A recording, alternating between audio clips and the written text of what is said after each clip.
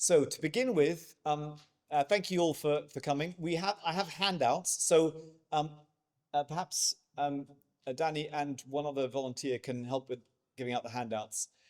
I have 50 altogether, and what we'll probably do, I'll leave the books where they are, but every session has a free book that goes with it, and you can take away to learn more. So these handouts, if you receive a handout, that means you can also get a book afterwards. Um, Basically, but you probably only need one between two if you're a couple, for example, in terms of booklets or even handouts, up to you. Well, thank you. Firstly, I should say thank you to Pastor Elise from Oxford, who first hosted me for a seminar on this topic last year, and now to Pastor Lucci as well, who's at this church for hosting me this year. It's a privilege to be here. Thank you also for all coming on a bank holiday weekend. I know there are many other things you could be doing with your time, so I trust this will be spiritually nourishing for you and intellectually stimulating as well. I should say that my own expertise is in the Bible. I've got a number of degrees in biblical studies, both Old Testament and New Testament, so that's what I can share with you today. I also do have a particular interest in history and international law and other areas, as you'll see from the books. So, but we want to come together around the scriptures. That's our foundation. That's where we take our guidance from. And also, the handouts, they're quite detailed, so don't feel like you need to go through them all now. I've got all the information you need there to remind you afterwards. But we may not touch on every detail as well because we've got limited time. During the session, there will be a Slido QR code here that you can actually scan on your phone if you have that technology, and you'll be able to ask a question while I'm speaking, and those will be collected together. If you see a question on Slido that you agree with, that you want that to be answered, then you can also put a thumbs up to it, and it will increase the score of that particular question. And then we'll answer at the end. We'll answer the questions in order so that the most popular questions will be answered first. It's very clever technology. So feel free to do that if you'd like. If you don't have the technology, don't worry. You can just put your hand up. We'll answer those questions as well. And so just to begin with, we need to hear from God together. So I just want to pray briefly as well. Father God, we thank you that you have a good plan and purpose for the world. Thank you that you are bringing peace through your Son particularly. And we pray that you will give us peace in our hearts as we come together around your word. We pray that you would give us revelation by your Spirit. Please anoint my lips. Please open our hearts and ears to hear what you're saying to your church at this time. In Jesus' name. Okay, so to begin with, you'll see on the handout, I've got the indigenous claim. Can I ask, what does indigenous mean?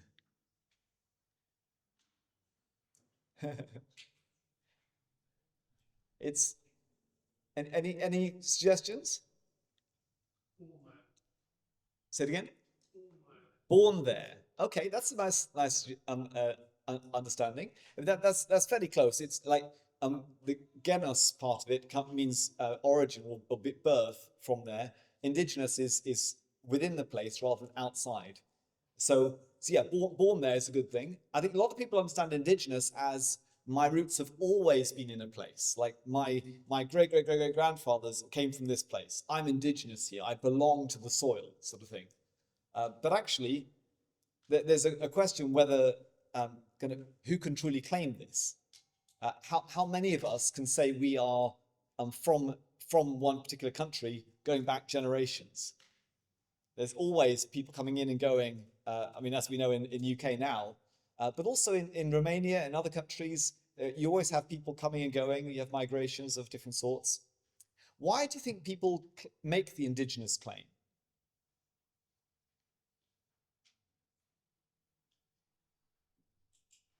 When somebody says, I'm indigenous to this place, I belong here. Original, yeah. Why are they saying that? What are they trying to say? I'm special. I'm special, okay, yeah. I got a claim here, yeah. Belonging, yeah, so I belong here, I belong somewhere. It's important for all of us to belong somewhere.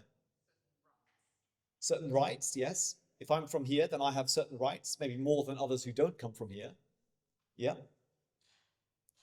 yeah. So in the question that we're talking about today, the God's peace plan and the question, will there ever be peace in Israel?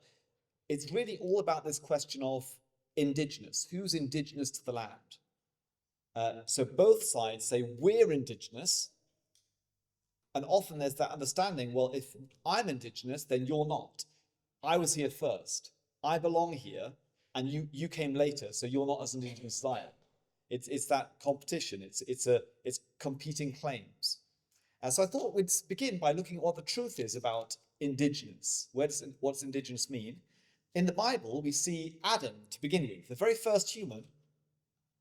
Well, all we can say is we are all indigenous to the earth. That is true. The Bible says that Adam was made, he was shaped from the ground. The dirt was put together and he was made. So we come from the earth. We don't come from heaven or somewhere else, we come from the earth. We're indigenous here. However, Adam, it says, was actually made outside of the garden. And then God brought him in. Why do that? If God always intended him to be in the garden, why not just make him in the garden? He was actually made outside the garden and brought into it. And that is always the way God works. With Noah, Noah was in the boat, in the ark, and he was brought back into the renewed earth after the flood. He came from the pre-flood world and was brought into the post-flood world by God's protection.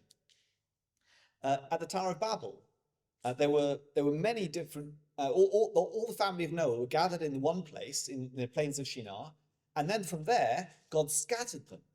So all humanity migrated from where the ark landed down to Shinar, and then from there they spread out. So nobody is indigenous. Now, you could say that your people came here first, yes, and there are multiple different waves of migration, but the fact is nobody was truly indigenous to a particular land. Your ancestors always arrived at some point in time.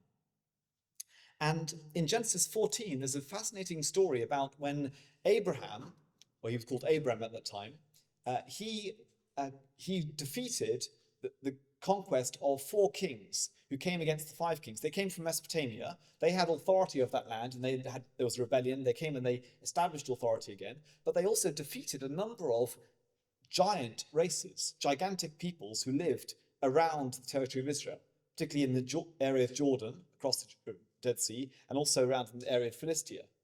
Those same nations that it describes them conquering are mentioned again in Deuteronomy chapter 2.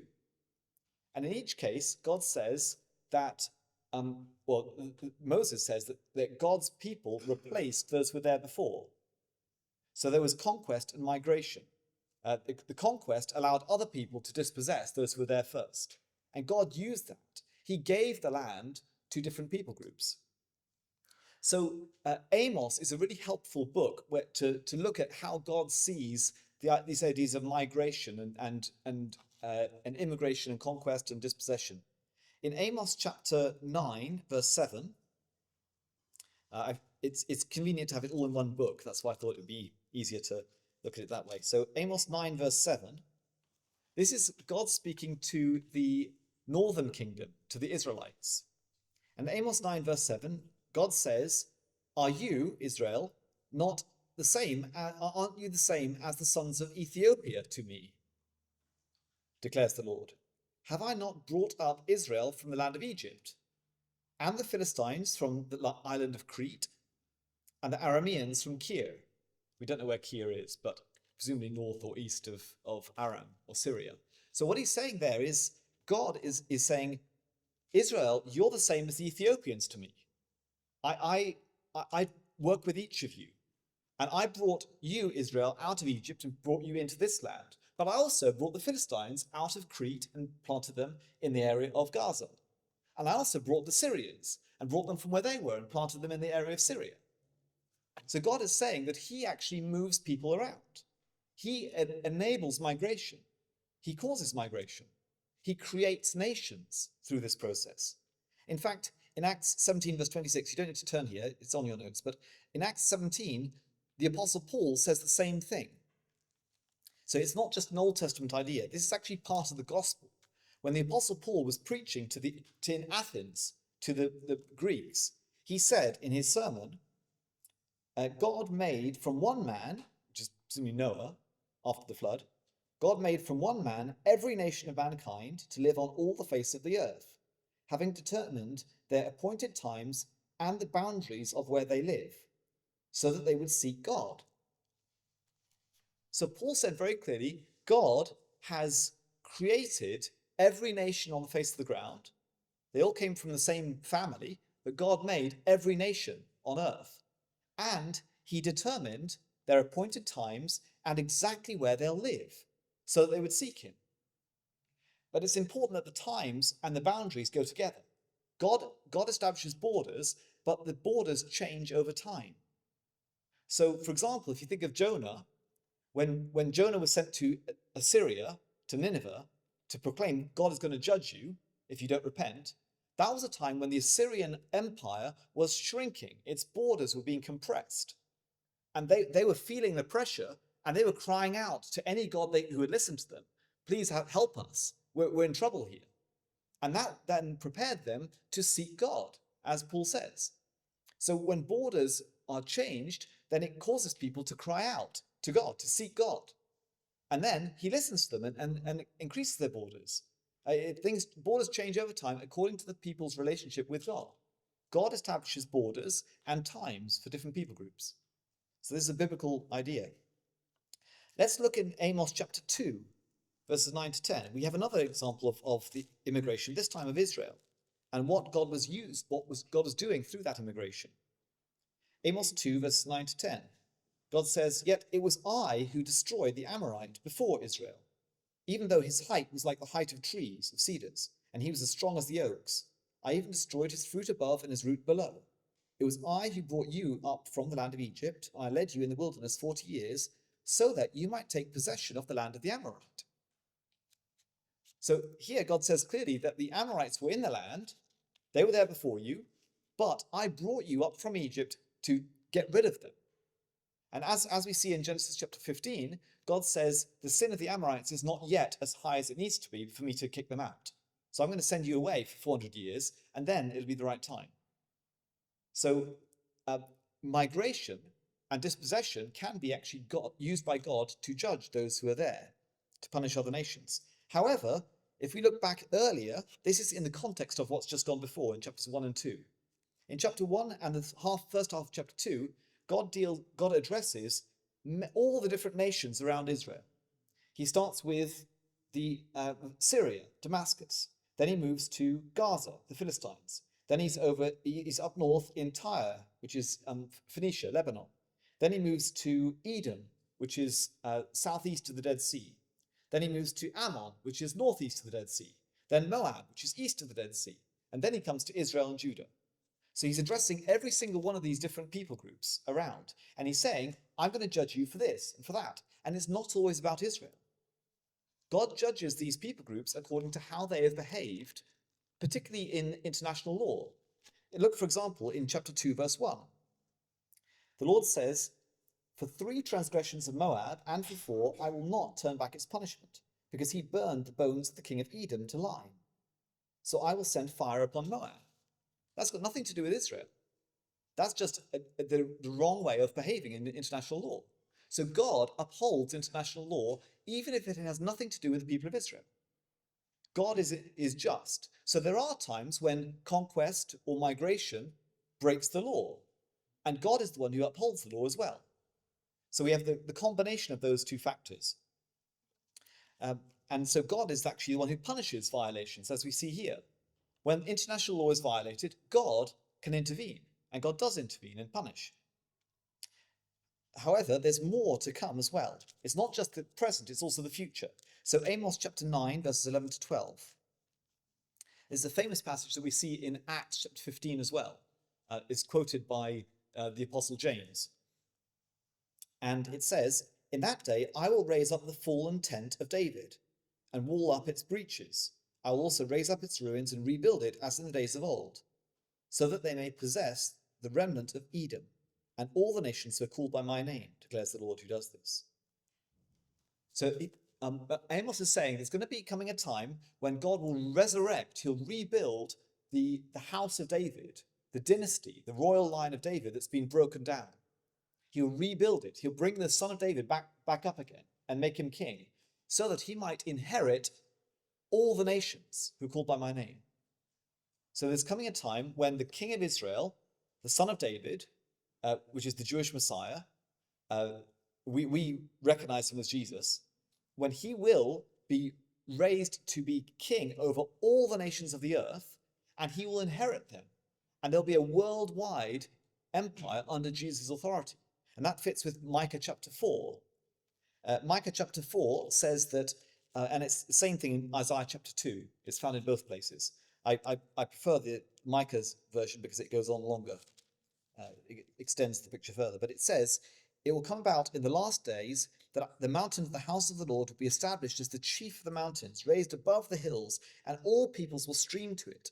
Many nations will come and say, come and let us go up to the mountain of the Lord, to the house of the God of Jacob, that he may teach us about his ways, that we may walk in his paths. And it says, he will judge between many peoples and render decisions for mighty, distant nations. Then they will hammer their swords into plowshares, their spears into pruning hooks. Nation will not lift up sword against nation, and never again will they train for war. Each of them will sit under their own vine and fig tree with no one to make them afraid. Beautiful picture of what God's plan is for the nations. When there's a righteous government, a righteous king ruling from Jerusalem over all nations, they won't need to fight. They won't need to defend their territory against wrong aggression, because there's a judge who can judge justly. So they won't need war anymore. They'll turn all of their military technology into agricultural technology. So the military training schools will turn into agricultural colleges. Amazing. That's the plan that God has for the earth. He will bring righteous government, and every nation on earth will be able to live in peace, secure in its borders, with enough provision that they can rest. So that's God's plan through Messiah, through the Son of David. So how does that apply to these current disagreements now in the land of Israel? Well, an example of how God establishes this is in Judges chapter 11. I won't read from there, but I'll explain it and you can look at it later. This is the story of Jephthah, the judge.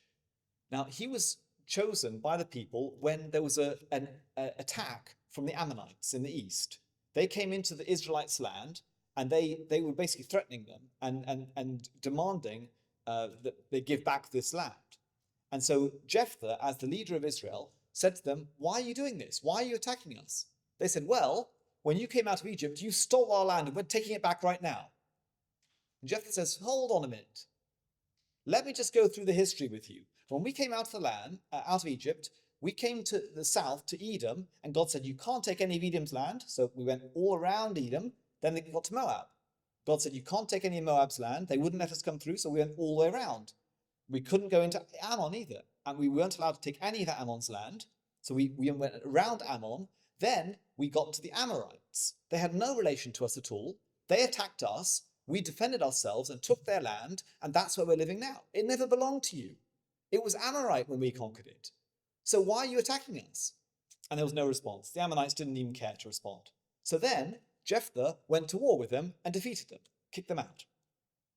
First of all, the history had to be established. And once the history and international law was clear, then the military engagement could happen, and God gave them victory. So in this current conflict, we have to really establish what is the international law, what is the history. We need to get it clear so we know then which side is correct. Where is the truth? And obviously there are different competing narratives here, but let's look back at the history. First of all here, we're going to look at the Israelite claim for the land. Now, I'm not saying, hear me rightly, I'm not saying that one claim is right or the other claim is right. We have to listen to both, but I'm just going to go through what these claims are. So first of all, the Israelite claim. The Jewish people say that the Bible preserves the claim that the Jewish title deeds to the land of Canaan. It comes from the Bible. So let's see. In Genesis chapter, in the book of Genesis, the whole book of Genesis is written as a foundation for Israel's claim to the land. Genesis through Deuteronomy is the preparation for Joshua. Joshua is when the people invaded and took the land that was promised to them. But they only did that on the basis of the fact that they owned it from the beginning, from Genesis. Genesis chapter 9, Noah says to Shem, you and your descendants will rule over Canaan. So therefore, wherever Canaan goes from the Tower of Babel, Shem's descendants will rule over them. Noah, at that point, was the leader of all humanity. There was no one higher than Noah. Noah had the authority over everybody. And he said, Canaan will serve Shem. So that meant Shem's great-great-great-great-great-grandson, Abraham, when he went into the land, he had a birthright to rule over Canaan. He hadn't received it yet, but he had the birthright. But then his faithfulness to God was enough that God said, okay, I'm going to grant you the authority to rule over Canaan. That happened in chapter 12. God said, I'm going to go to a land I'll show you. And then through the course of the next 20 chapters or so, 25 chapters, God actually gives that covenant to Abraham and then Isaac and then Jacob. Says, this land belongs to you and your descendants forever because of your faithfulness, because you followed me. Then Exodus through Deuteronomy records when the people came out of Egypt, there's a whole nation now, God renews that promise to the nation now. But he says, yes, the land belongs to you as the nation, but you'll only be able to actually enjoy it if you keep my instructions. If you don't keep my commands, you'll be removed from the land. It's your birthright, but you can only inherit it by faith, by trusting me, by obeying my commandments. And if you don't obey me, you'll be kicked out, just like the previous inhabitants. And if you turn back to me, I'll bring you back in, because it's your birthright.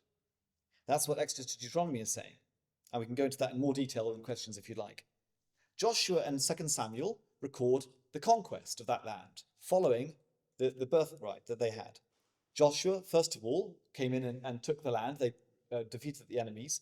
And then 2 Samuel, David completes that task, and the whole land is settled by Israel. And in fact, the empire that David captures extends as far as the river Euphrates in the north and as far as the river Egypt in the south. So it's the entire territory that Abraham was promised in Genesis 15. Then we see in Judges, Kings, and Ezra how breaking God's law results in, first of all, other people coming in and invading. That, again, that's the pressure on Israel. That's the effect on the borders, which causes them to seek God. But if they keep resisting God, eventually they'll be removed. And that's what happens in Kings. And you see then in Ezra, they come back from exile. Now, even as late as Matthew's gospel, we see the name for the land. In Matthew chapter 2, the angel appears to Joseph in a dream while they're in Egypt. And the angel says, get up, take the child and his mother, and go into the land of Israel. For those who sought the child's life are dead. So the angel calls the land of Israel at that point.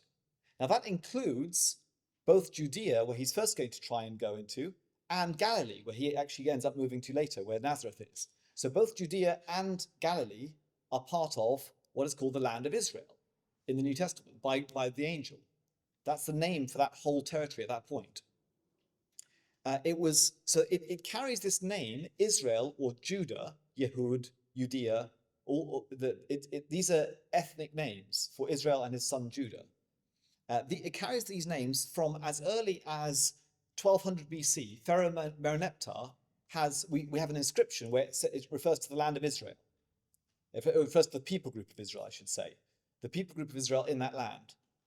And that name continues for the land all the way through until 135 AD. So 1400 plus years. This name is 1300 plus years. This name is used for that territory. So what about the Palestinian claim then? They say this land is called Palestine. Okay, that's true. Let's look at where that name came from. So first of all, Ramses III, so a little bit, he's a successor to Mereneptah. In his time, there were invaders that came in boats. They came down to Egypt and they tried to invade Egypt, and he defeated them. and he set up a big inscription saying that how he defeated them. And one of these groups is called the Peleshet, or Pereshet, as they say, Pereset in Egyptian. The Hebrews call them Peleshet. We call them Philistines. That was when they first appear in the archaeological record, in about 1175, when they're invading. They're coming from the area of Greece. They're coming all the way around the coast. And they get as far as Egypt, and Egypt says, no, you're not coming in here. So they go back and they settle the territory just north of there, which is on the coast of the land of Israel. And it was already known as the territory of Israel by that time. We know that from Merneptah. So they then settled that territory, and we have stories about them in the Bible from the time we have some records of Philistines in Genesis, but those are actually a previous people group who it can't be the actual Philistines the migrating people. But the actual Philistines, we have stories of them from the Judges period right the way through to the prophets. And then Nebuchadnezzar came. He was the one who took Israel into captivity, or Judah into captivity. He also took the Philistines out, 604 BC. After that, we hear references a bit in Mesopotamia for a few years, maybe 50, 100 years, to the people of Ashdod or the people of Ekron or wherever. But the Philistines disappear as a people group. They never go back home. We have no evidence of them after that point. All the archaeologists say the Philistines disappear at that point. So certainly by 500 BC, there are no more Philistines known anywhere. They've assimilated. However, from the mid-400s onwards, Herodotus refers to the whole region of Israel, the land of Israel, as Palestine. Why? Why does he call it Palestine? So Herodotus is a Greek historian, and he refers to this whole area as Palestine from the mid-400s onwards, about 450 BC. Where's the name come from? Well, some people say, well, it's referring to the Philistines. The problem is that name is not used for Philistines even in the Greek translation of the Bible, which is about 300 BC or later. There's a fascinating article that I recommend to you. I've given the link here, called When Palestine Meant Israel. And this is where this scholar, David Jacobson, points out that in Greek, Palestine is very close to Palestes, which means wrestlers. And he points out that the name Israel is one who wrestles with God. And in that time, it was quite common for Greeks to translate the name of a place, not just to use the same word that they have, but to actually translate it into Greek. So if the land is called Israel, then how do you translate one who wrestles with God into Greek? Well, wrestler, Greeks loved wrestling. It was their most popular sport. So this idea of a whole people group that are always wrestling with God, that's the land of the wrestlers. So his argument is that actually the area, this is a Greek translation of Israel. Palestine is a Greek translation of Israel. Wow, fascinating. I think it's likely that it was also like a play on words, a pun with the name the Philistines. They're aware that there used to be Greek settlers. Remember, they came from Crete. So it's partly remembering that there were Greeks who came in, but also saying the land is known as Israel. So in Greek, that's Palestine. Now, from the time of the 1st century AD, Josephus starts to link Palestine with the Philistines explicitly. And Hadrian, the Emperor Hadrian, the Roman emperor, when he defeated the Jewish people finally in 135, he eradicated every reference to the Jewish people there. Instead, he named the entire area Syria-Palestine. That was his traditional name, but his intention was to remove the name of Israel from it. So it was an anti-Jewish name that was given at that time. And it's continued to have that connotation since then. So let's look at the history of the region. Now, I'm aware we're at 3 o'clock now. We started at 2:30, so I'm going to go over it a bit longer, and we'll adjust the times a bit later, so don't worry. So the history of the region of Palestine. It's important to note here that there was never an ethnic group called Palestinians. There was the region of Palestine. There were people who lived there. So in that sense, they were from the region of Palestine. But they weren't an ethnic group. This was a region of an empire. And so we first of all have the Romans that was the time of the Jewish. The Jewish people lived in that region in the time of the Romans. Then they were expelled and defeated. There were a few who remained, but then the Byzantines took over and a lot of them became Christian. in that region. Then the Muslims conquered, and a lot of them became Muslim. So you have some who continue as Jews, some who convert to Christianity. Then there's enforced conversion to Islam as well. Some Arabs come in and invade as well. You get various different migrations from different people over the years, and there's this succession of different empires that continue, and it goes up to the Ottomans. So that's on over the page. The Ottomans from 1517 onwards, they were Turkish. They were Turkish Muslims, and they were ruling in that whole region. And they had an area that was known as Palestine. It was part of a larger area, the Vilayet of Damascus. Damascus was the capital of that region. It wasn't even called Palestine technically. It was called the Vilayet of Damascus, and there was a smaller district around Jerusalem area. But the Ottomans ruled there for 400 years. So throughout these different empires, they didn't really care about ethnic peoples, and there was no people group called the Palestinians at that time. Then in 1920, after the First World War, the Allies, this was Britain, France, Italy, and Japan, they were the Allies during the First World War. They defeated the Germans and the Austro-Hungarians and the Turkish, the Ottomans. They were the Axis powers at that time in the First World War. Now, in that time, when you defeat somebody in war, it's a legitimate war, you can take away their territory from them. And the Ottomans had a huge empire that stretched all through the Middle East and all the way down to Saudi Arabia, the whole region of Saudi Arabia, and as far as the border of Egypt. So the whole region was called the Ottoman Empire. It stretched actually into Europe. It got as far as the gates of Vienna before it was pushed back. A huge empire. So actually Romania was part of the Ottoman Empire, I believe. Hungary certainly was, and the whole region there. But when the Turkish were defeated in the First World War, the Allies had the legal authority to remove their colonies from them. It was part of the punishment for being involved in a bad war like that, for fighting, causing this First World War. So, in 1920, at San Remo in Italy, the Allied powers got together and decided, what are we going to do with the Turkish territories? And they agreed that the colonies of Turkey would be confiscated. And they would be prepared not for, they wouldn't join the British Empire or the French Empire. Before that, that was always what you did. You took away colonies and you said, they're my colony now. They're part of my empire. But from the First World War, they actually, the Americans particularly, insisted that these are not going to just become colonies of another empire. No, we believe in nations. We want to give this territory to the people who live there so that they can govern their own territory.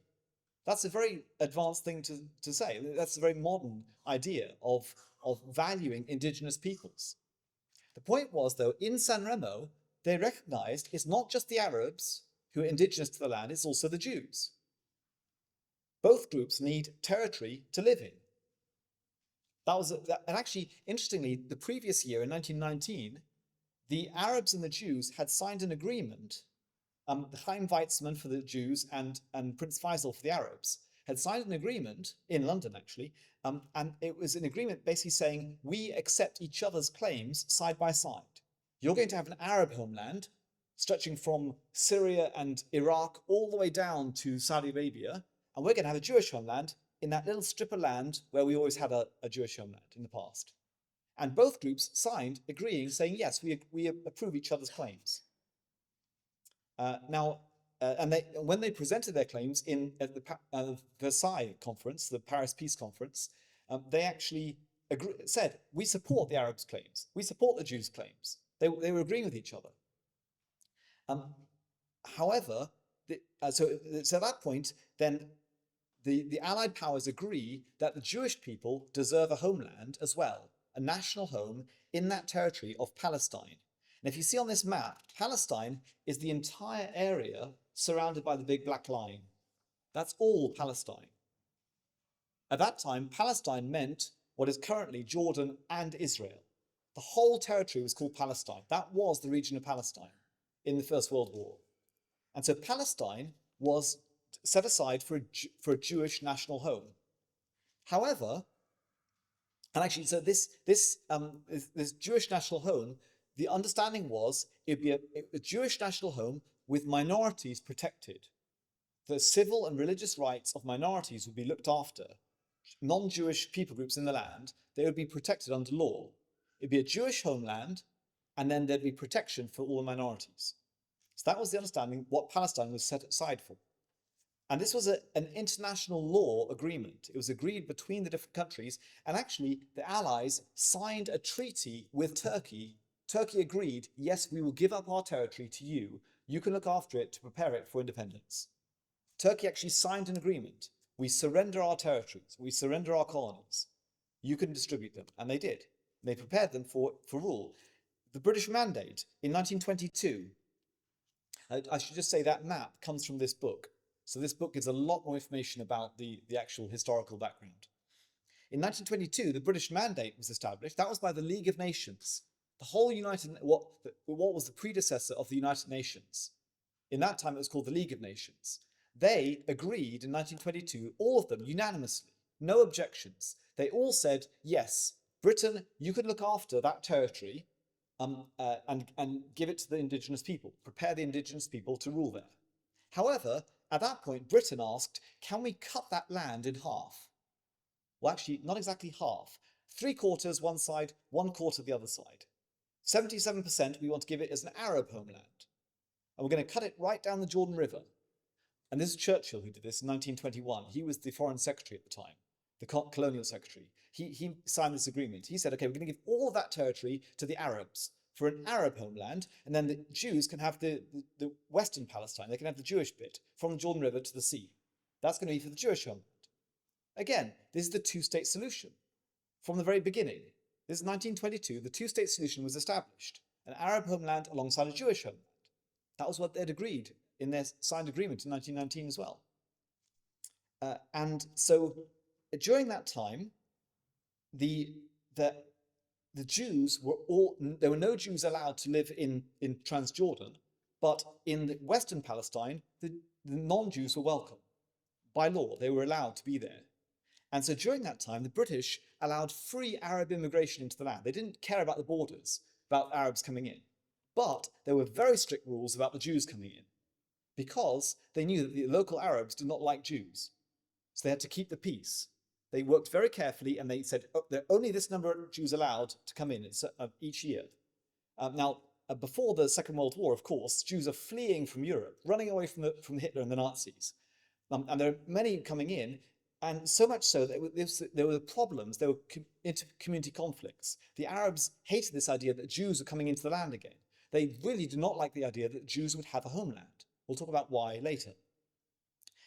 And so the Jewish people were restricted. From 1939, Britain signed a white paper, an official government position, saying, for the next 5 years, we're going to restrict Jewish immigration into the land to just no more than 15,000 in 1 year.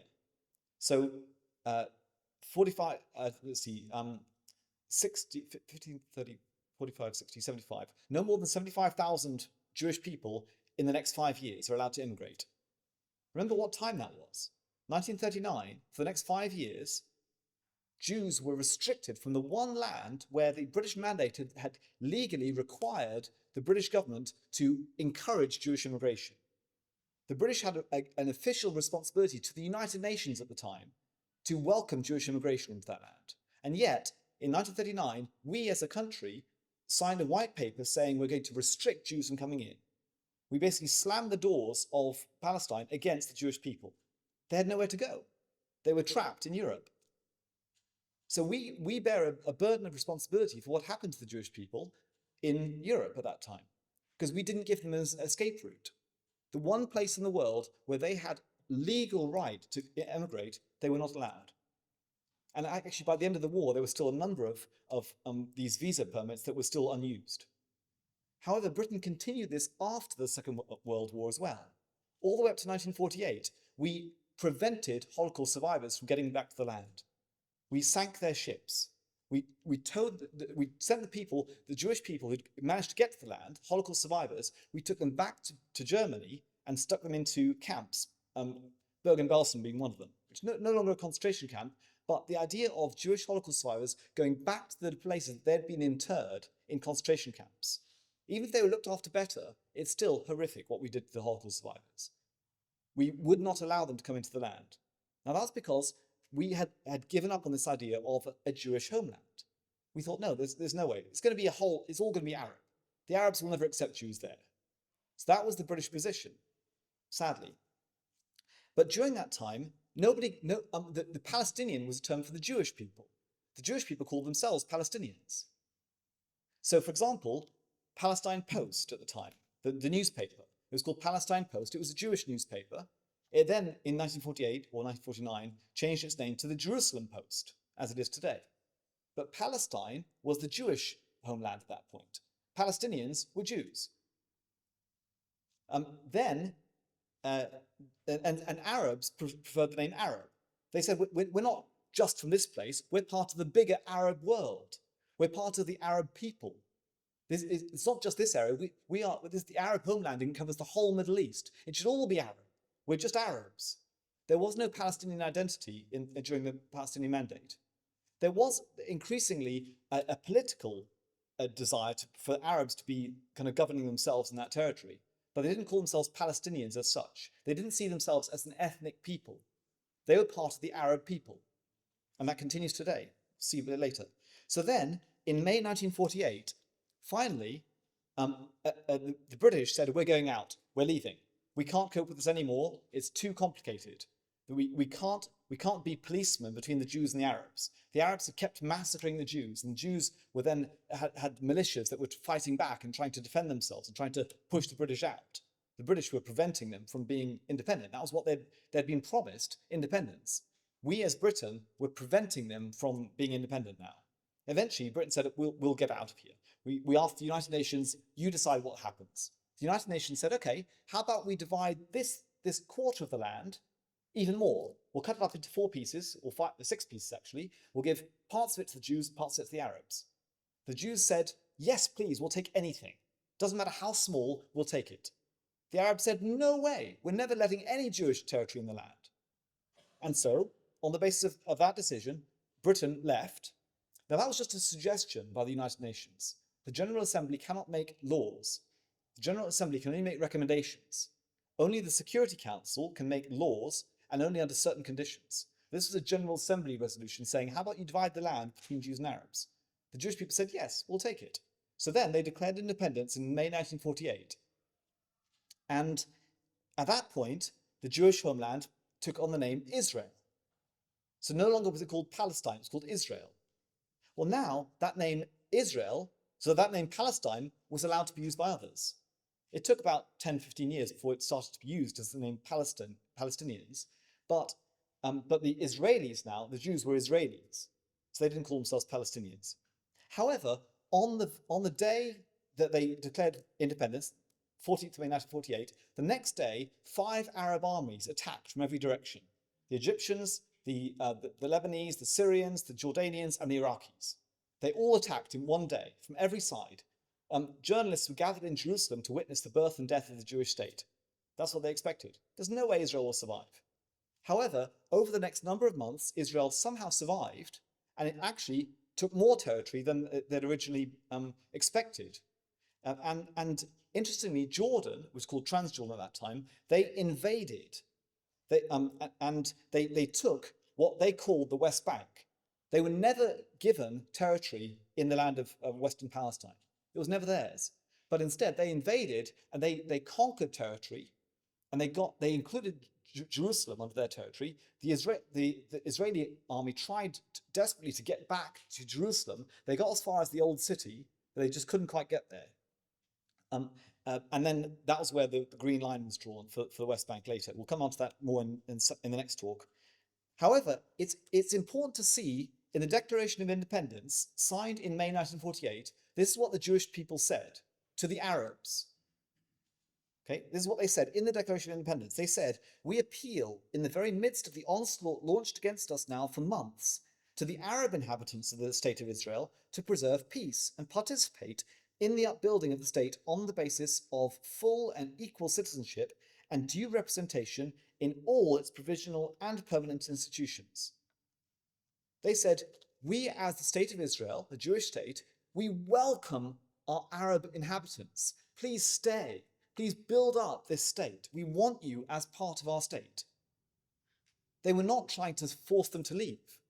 The Arab people were escaping because the Arab nations around about said, you just come out of the land, we'll go in, we'll kill all the Jews, you can go back and take your territory again. Now, yes, there were some atrocities on both sides, but the official position of the state of Israel was, no, we do not want to expel anybody. We want them to stay, and we want them to build up part of the land of the people of Israel. So in Jordan, Jordan, when they conquered that territory called the West Bank, they named it the West Bank because it was next to the East Bank. So now the Jordan River's in the middle, so they have two banks now. And they removed their name Trans-Jordan. We're not just over the Jordan, we're now Jordan, because we're on both sides of the Jordan River. So they called it their West Bank, and they never gave any Palestinian identity to the people who lived there. No, they're Arabs, just like us. There was no Palestinian identity there. Now, not even the Arab League considered that invasion valid. They expelled Jordan from the Arab League for a certain period of time because they'd invaded that territory. They said, it's not yours. That was an illegal invasion. However, the Arab League also made a policy saying that we're not going to allow any of the Arab refugees from that land to be settled in any of the other countries. We're going to keep them as refugees forever so they go back to the land. We don't want them. So they created the Palestinian refugee problem. We'll talk about that more next session as well. Now, in the Palestinian National Charter, this is in 1968, just after the Six-Day War, when Israel took back that territory, back to the Jordan River. So in 1967, Israel reconquered the territory up to the line that had been drawn originally for them. At that point, the Palestinians wrote their national charter, this is PLO, the Palestinian Liberation Organization. And here, notice what they say. In Article 1, Palestine is the homeland of the Arab Palestinian people. It is an indivisible part of the Arab homeland, which is the whole Arab homeland. And the Palestinian people are an integral part of the Arab nation. Ethnically, they call themselves Arab. We're just in one territory of the Arab world.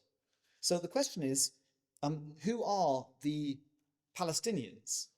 Well, they're really Arabs. They're Arabs who live in one particular area. They're not like the Jewish people who are an ethnic group. The Arabs have a lot of territory all across North Africa and all the Middle East. And Israel has one territory where they are indigenous. There's no other place in the world where Jews come from. The Arabs come from Saudi Arabia. So it's not saying that the Jewish people should have an exclusive claim. No, they've always wanted minorities with them. But notice the Arab claim, the Palestinian claim, is exclusive. We want this to be Arab without Jews. So this is the contrast between the two groups. Now, I would recommend, so this is the book that you'll be getting from here. This has a lot more information. It's got articles by different experts on the international law, on the history. It's got a timeline. It's got the documents themselves. So you can look at it for yourself and find out more. And another book that I would highly recommend to you about the Palestinians, the Palestinian people, is this book by Johannes Gerloff. He's lived in the land of Israel for 30 years or something like that, more than that maybe. He's brought up his family there, and he's a journalist, a German journalist. He has interviewed a huge range of different Palestinian people, from the highest leaders down to the normal people in the street. And it's fascinating what he talks about, how he presents them. He is trying to be completely balanced without any prejudice on either side. He presents the Palestinian people as they really are, and looks at their history, looks at their culture, their traditions, the people who are living there now as Arabs who are Palestinian. He's also a Bible teacher, so he's got a lot of good stuff about the way that about different people groups work in the land. But I'd encourage you to, if you want to dig in more about this topic, do get a copy of this book. So I think because we've now gone, I think we need a break. So let's finish this session here.